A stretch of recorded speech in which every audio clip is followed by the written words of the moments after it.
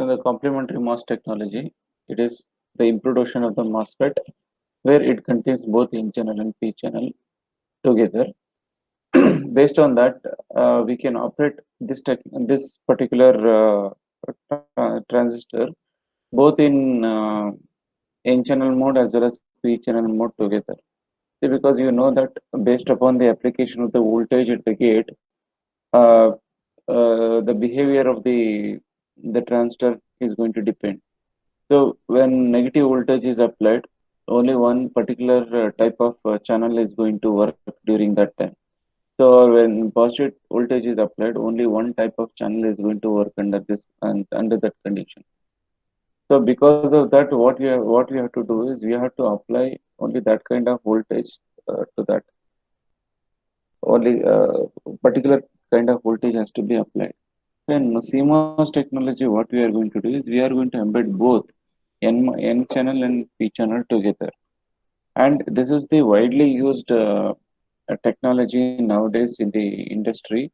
So where the memories like EROM, RAM, EEPROM, and also the process like microprocessor, microcontroller. These are all our application specific ICs, so that is ASICs. So these are all being designed by using the complementary MOS technology. So today, this CMOS technology is going to be used more in the computer memories and computer related the components or uh, the computer related circuits.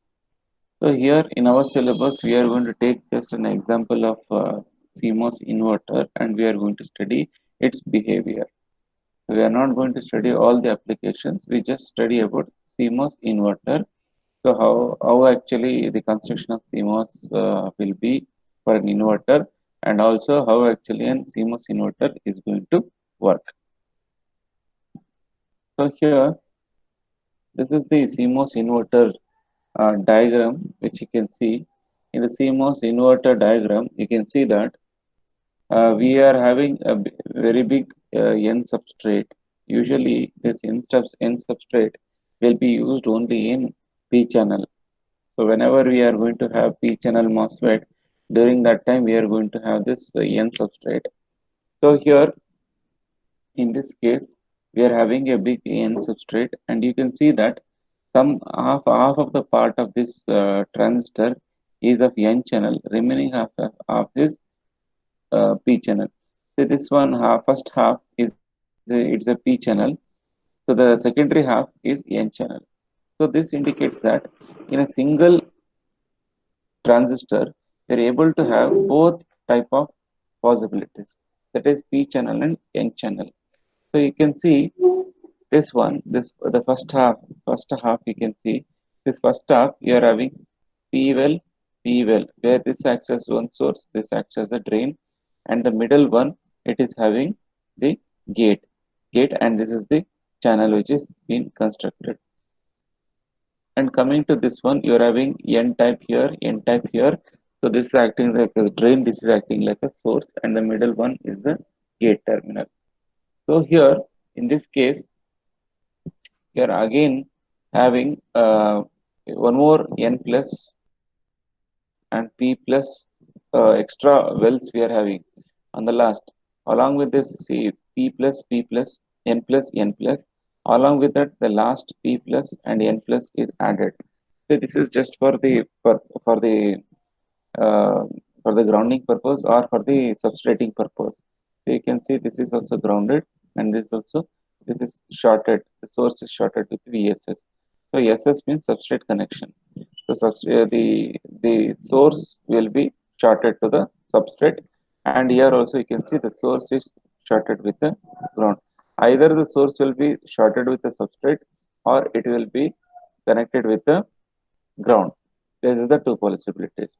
So except this one, you can see the gate. This is the gate terminal of this P channel CMOS, and this is the gate terminal of N channel CMOS. So here, this gate G1 is the gate terminal of this N channel CMOS, and G2 is the gate terminal of P channel CMOS. You can see the gate of this p channel is shorted with the gate of this n channel. Both of them are shorted together and a common input is been given. In the same way, both the drains D1 and D2 are shorted together and the output is drawn. So here what happens now is, and source as usual, you know that source will be always grounded or it will be shorted with a substrate. So no need to worry about the source. So you know that the main the controlling of this device is is based upon the gate terminal. What kind of voltage you are going to apply at the gate terminal. Here in this case, both are short circuited.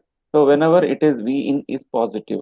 So when V in is positive, so during that time, what happens? So when V in is positive, you know that the current which is flowing in the P channel, so that no current will be flowing here because when V in is keep on increasing in positive level, so during that time N channel is going to work and this device is going to operate. Okay, when V in is made negative, during that time P channel is going to work and N channel is going to switch off, or this N channel CMOS is going to switch off and P channel is going to work. So by just giving one voltage, we can make them to work in both conditions. So we here there is, suppose if you are applying input voltage as instead of just an example I'm telling, instead of applying uh, the DC voltage, if you are applying an AC signal to the input, so during that time in positive half cycle, this is going to work. N channel is going to work because in positive half cycle, what happens? The gate becomes positive, and it is going to create a positive attraction, positive kind of field. It is going to create so that it is going to attract the electrons, more number of electrons, and from the drain, from the source to the drain, there will be movement of charges. So because of the movement of charges, the D1 will be having current that will be given as output. So when V in is made positive, during that time what happens? All the charges which are moving here, that will be pulled out. Pulled out. So when it is pulled out during that time, we can tell when more V in is given, the channel is not going to construct at all. When the channel is not going to construct at all means obviously there is no movement of charges from the source to the drain. So during that time there will be no current through D2. See, it is indicates dotted line. So dotted line indicates what? What kind of MOSFET? May I know? Anyone can answer this question? What does this dotted line indicates? Temporary. Temporary. So it is temporary MOSFET. So what do you call the temporary MOSFET as? Temporary channel MOSFET as E MOSFET. E MOSFET. So enhancement MOSFET. So here we are using enhancement MOSFET. So when you are going to apply the positive voltage during that time, the electrons which are present in this p type well, because electrons will be the minority charge carriers in this p well, all of them starts attracting and they get aligned here, and the holes will be pulled out here, so that high concentration of the electrons will be formed here. Because of the high concentration of the electrons here, it creates a kind of connectivity between the drain and this source. So because of that, what happens? The electron starts flowing through this channel and it will reach the drain. And because of that, we are able to get the output across the drain. Again, here, since positive voltage is applied, the channel will not form, because when positive voltage is applied, when positive voltage is applied, during that time, what happens is we are going to have, we are going to have all the electrons will be attracted towards this. Instead of holes, electrons will be attracted towards this. When electrons are attracted, it will not create a, because the channel which is created because of the electron will not serve this purpose. That means between the source and the drain, the connectivity will not exist. The connectivity will not exist because if you have a n-type channel and you are having p-type wells where the majority charge carriers are holes. So if holes has to transfer between these two, then it needs a p-type material, p-type channel. If you are having n-type channel, during that time the holes cannot travel. Because of that, there will be no conduction here, and this particular the P channel CMOS will be off. So there will be no current through D2, and only there will be current through D1. At the same time, when Vin is negative, during that time, what happens? This creates a negative electric field.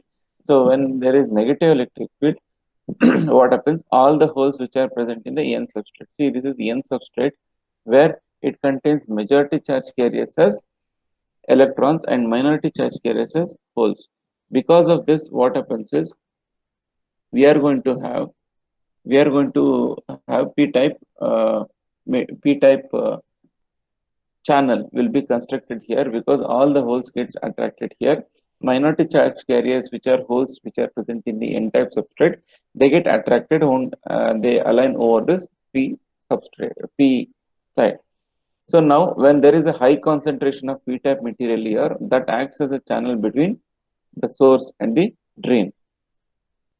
Once it is going to construct a channel between the source and the drain, after that the hole starts moving. The positive charge starts conducting through this source to the drain. Because of that, it will be having the drain will be having some current at the output. At the same time, what happens in the N channel E-MOSFET is, since the voltage what we have applied in the V in is positive, so when negative, so when the negative voltage is applied across V in, during that time here below the gate, it will be creating a kind of negative electric field. When negative electric field is applied, all the electrons will ripple away from this junction. Only the holes will get attracted towards this, and it might create a p-type channel here between this drain to source. It can create a the p-type channel. So if it creates a p-type channel and your source and drain are of n-type, so then there is no use, because in order to make the charges to flow from source to the drain, we need n-type channel, because here we are having majority charge carriers as electrons. Electrons are the charge carriers in this case. So in order to make this electrons to move from source to the drain, this should be of n-type. But now it is p-type. So again, there will be no conduction taking place here. Because of that, there will be no current across D1. So because of that, D1, this CMOS will be off, and because of that, we will be having the output only because of D2, not because of D1. See, from this, what we can understand is, in positive half cycle, one is going to work. In negative half cycle, other one is going to work. So somehow, in both the cycles, we are able to produce the output. So no need of waiting for the particular type of voltage to appear such that it can start conduction. So for both the type of voltages, whatever we apply at the input, we are able to get the output. So this is what the specific feature or the speciality of the CMOS is. So here, why it is called CMOS inverter is, see here in this case, whenever output is, whenever this input is positive, during that time, this is going to work, and this is going to switch off.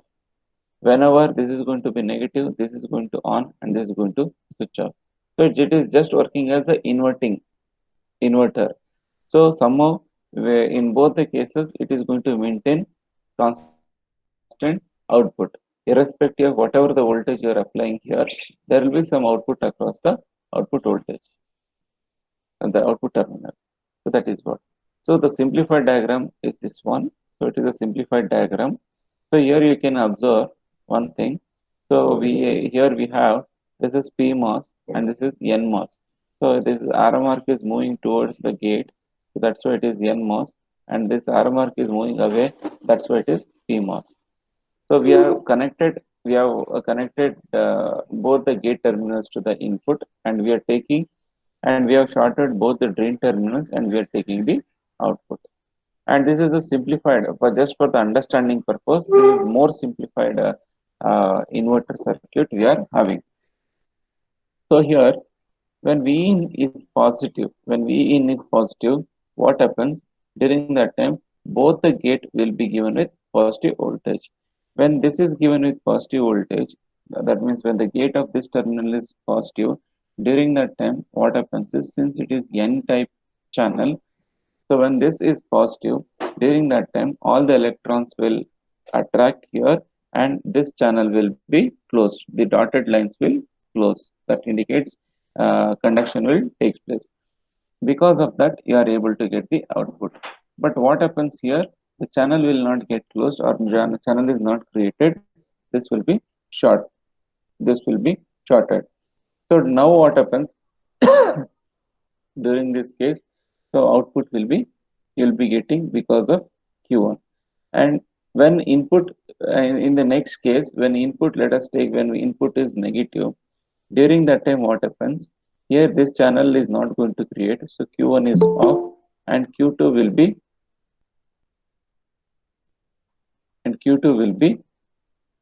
on. So when Q2 will be on, during that time the channel will be closed. I mean, channel is created. Because of this, Q2 will be able to get the output, and this Q1 will be off. So irrespective of input, we are able to get the output. And also you can see, when input is positive, you are going to one is going to on, other going to switch off. When input is negative, again one is going to on, other one is going to off. So this is how the inverter is going to work. So this is the simplified diagram what we can have for understanding. So this is how actually it works. It is a switch. So this is a channel. The switch is indicating the channel. So whenever a particular type of voltage is being applied, so during that time the switch is closed, and that is going to work. You know that for NMOS switch, you need a positive voltage to close. For PMOS switch, you need a negative voltage to work. So whenever a positive voltage is applied across the gate, during that time, this gate is going to close, and you are going to get the output. Whenever negative voltage is applied, during that time, this switch is going to close, and this switch is going to open. During that time, we are going to get the output. This is how it is going to work as inverter. This is how the CMOS inverter is going to work. So irrespective of this, the input side, we are able to get the output. So that is about the CMOS inverter. They can ask you, explain CMOS inverter. What is CMOS inverter, and explain. Or they can ask you, what is CMOS, and explain the applications of CMOS inverter. Or they can ask you, explain the construction and working of CMOS inverter. Then you have to write this diagram. It is very simple. Some part, this is the combination. We have just embedded P channel and N channel. Both together we have embedded, and this N plus and P plus is the extra things we are having on the either sides. That's it. Other than that, everything is same.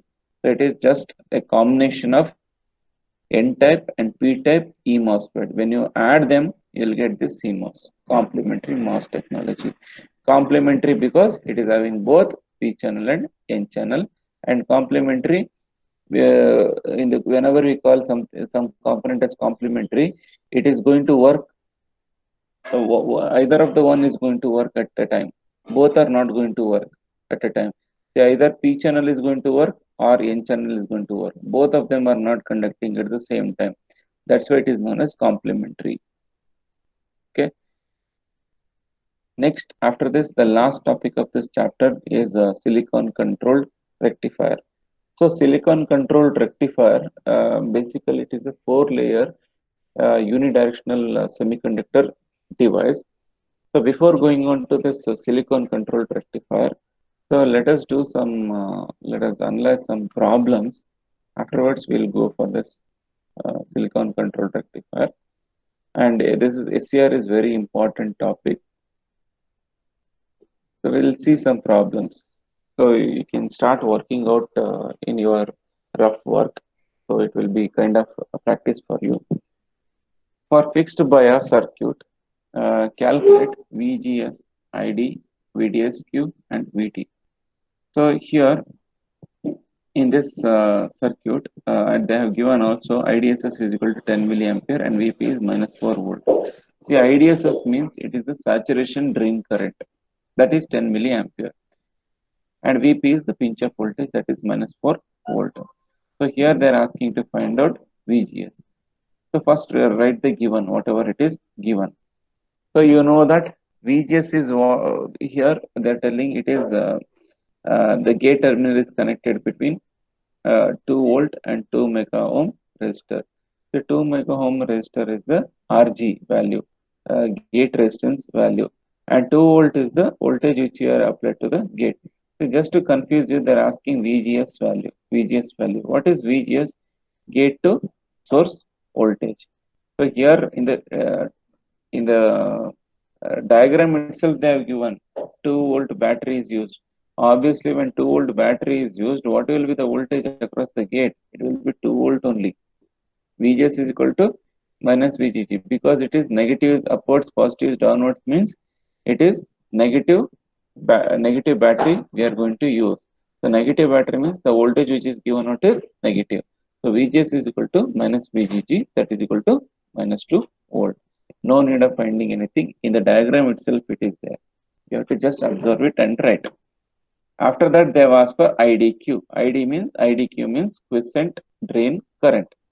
So for quiescent drain current, IDQ and ID both are same. Nothing much difference. So here ID is equal to IDS into 1 minus VGS by VP whole square. The formula, normal formula we are having. So now in this case, just substitute the values of VGS and VP. So whatever VGS and VP is given, just substitute them and you will be getting the current 2.5 milliamperes. That is the current you are getting. And remember one thing, never the drain current will be negative. It will be positive only. And also VDS, drain to source voltage. So drain to source voltage means the voltage between this is the drain terminal, this is the source terminal. You have to find out VDS value. In order to find the VDS value, what you have to do is apply the KVL to the outermost part of the circuit. Applying KVL to the outermost part of the circuit means starting from this point to the ground, you have to apply KVL. So if I apply KVL, what I'll get? I'll get 8, and always the current entering terminal is taken as positive and leaving terminal is taken as negative. 8 plus 2 minus, the current is moving from plus to minus. So minus the current which is moving towards the drain is drain current. ID into 2 kilo ohm into, again coming to this point, this terminal is drain, this terminal is source. What will be the voltage difference between these two? It is VDS. So coming here, minus VDS is equal to 0. And this 8 volt, it is taken as, say in BJT we are calling it as VCC. Here it is VDD. There it was VCC, now it is VDD. How to write the equation? VDD minus ID into, so where it is connected? It is connected across the drain. So this resistance is drain resistance RD. So VDD minus ID RD, coming to this point, this is drain and this is source, minus VDS is equal to 0. So VDS is equal to, after that rearrange them. So we want the equation for VDS, we get VDD minus ID into RD. So we found ID already, RD we are having, and based on that we just substitute it, you'll get the answer. After that, you want to find out VD, that is drain voltage. Only this voltage you have to apply. So when you want to apply the drain voltage, then you have to take the formula VDS is equal to VD minus VS. So VDS is what? Drain to source voltage. Similar to what we have found for VCE. VCE, how it is given? It is the difference between the collector and the emitter. Difference between collector and emitter means if it is VCE, then it is the formula will be VCE is equal to VC minus VE. In the same way, if you want to find out VDS, then the formula will be VD minus VS. The potential difference means what? The difference between the two terminals. If they are asking VDS, then VDS is the difference in the two terminals of the two terminals. What are the two terminals? Drain and the source. So VDS is equal to VD minus VS. Okay. So VDS, VD minus VS. But what they have asked here in this case, they have asked for VD. So VD they have asked. What is the value of VDS we have got already?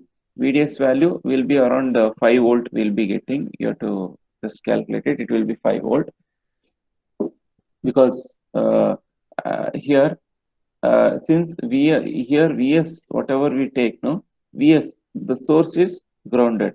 When the source is grounded, automatically what happens? Vs is considered as 0. Just substitute Vs as 0. You'll be getting Vd is equal to VDS. So that will be the answer to this. Okay. So after this, coming to the next one, the self-bias circuit.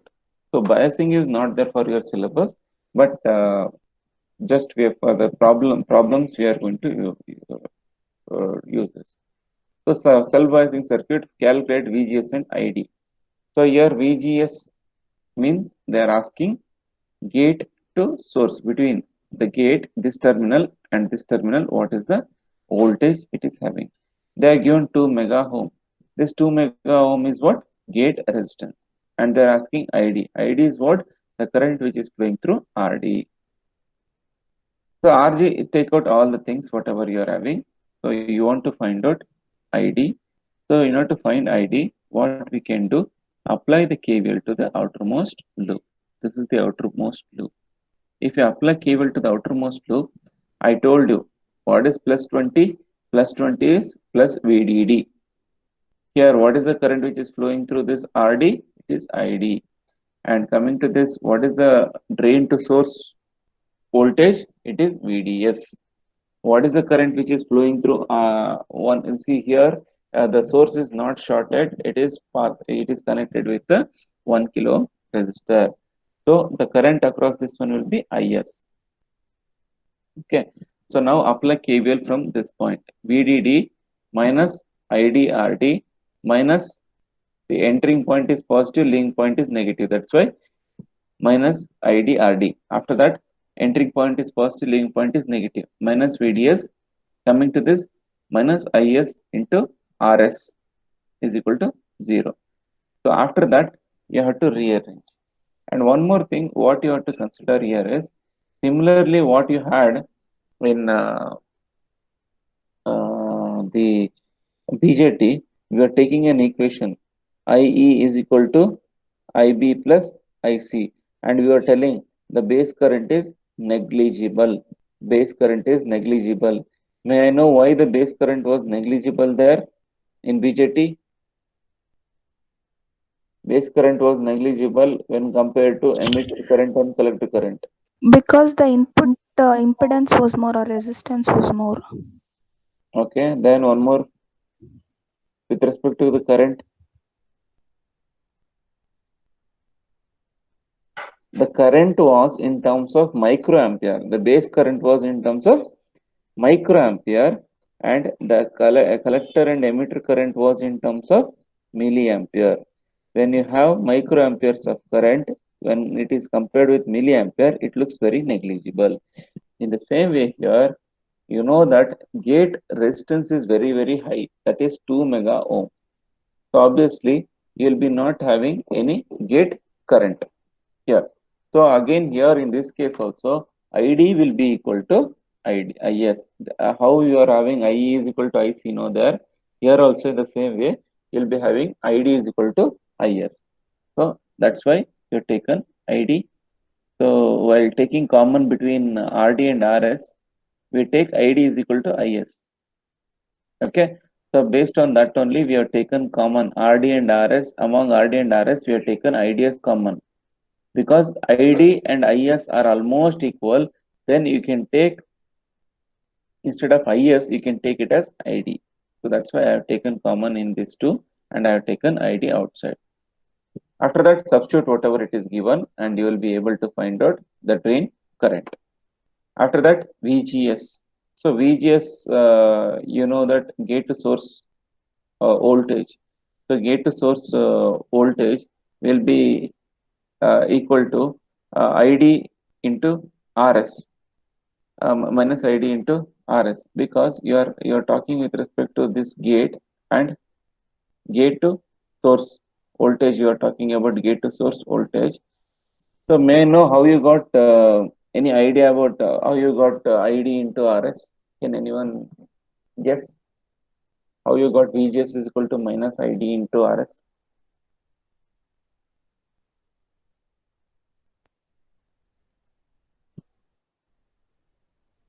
VGS are taken minus ID into RS. May I know how we got this?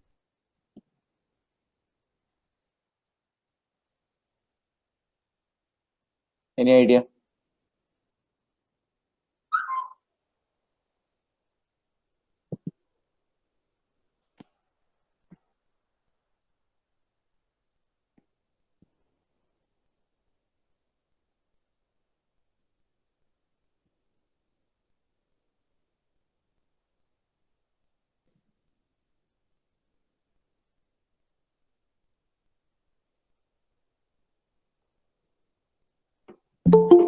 Hmm? Anybody?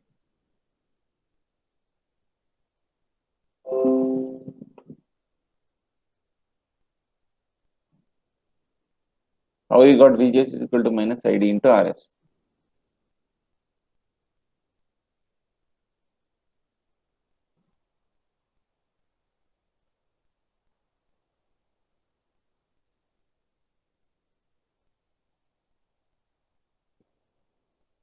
How we got this one is VGS.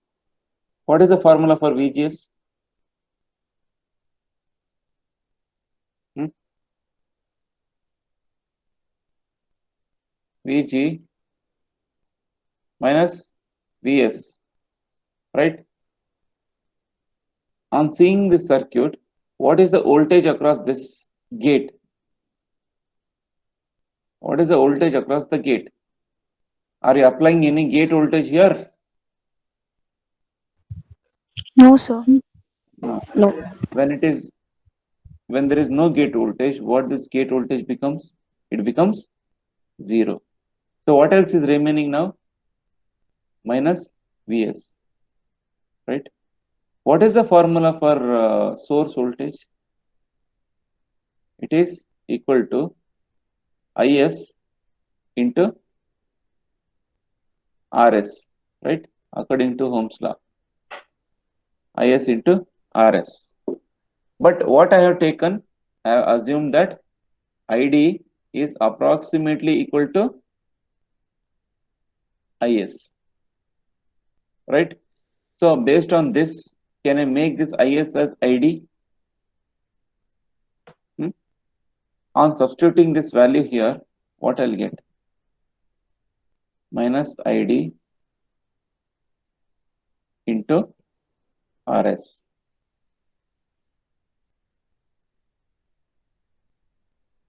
VGS is equal to, it is, see, whenever you get two terminals here, voltage with two terminals, it tells that the potential difference, VGS is the potential difference between gate and source. If you get VBE, then it is the difference between base voltage and emitter voltage. If you get VDS, then it is the difference between drain and source voltage. Okay, now you got minus ID into RS. The same thing we have written here, minus ID into RS. All of you understood how we got this? Any doubt in this, how we got minus ID into RS? If you have doubt, please ask me. So this is how we got VGS is equal to VG minus VS, and you know that no gate voltage is not applied here, it is just grounded. So Vg is 0. The remaining thing is minus Vs. So for minus Vs, according to Ohm's law, we have Is into Rs. And also we know that Id is equal to Is. Because gate current is 0, then Id will be equal to Ids only. So that's why we, instead of Is, we replace it by Id. When I substitute here, already it is having minus, and along with that minus, it becomes Id into Rs. So we get this voltage minus 0.925 volt. Okay. After that, we are having a problem on voltage divider bias. This is a voltage divider bias based problem. So that we'll do it in the next class. Okay. We'll stop it here today. If you have any doubt, you can ask me.